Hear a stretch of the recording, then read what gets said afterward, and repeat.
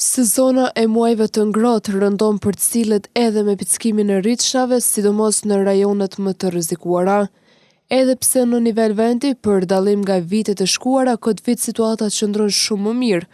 Profesionistët shëndetësorë gjithmonë apelojnë për kujdes të shtuar të qytetarëve ndaj pickimit të rritshave e sidomos gjatë qëndrimit në natyrë, fusha, pyje apo zona me barë të lartë, ku rritshrat zakonisht janë më të pranishme.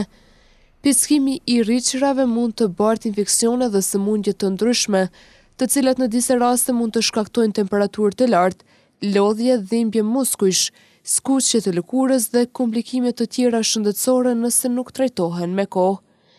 Mjekët theksojnë se reagimi i shpejtë dhe kujdesi janë mënyra më mirë për të parandaluar komplikimet, ndërsa qytetarët luten të mos krijojnë panik, por të tregojnë kujdes të vazhdueshëm gjatë kësaj periudhe.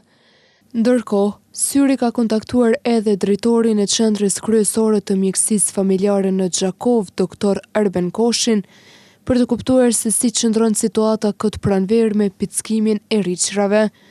Përmes telefonit, drejtori Koshi ka pohuar se disa raste të pickimit të rritshave kanë filluar të paraqiten.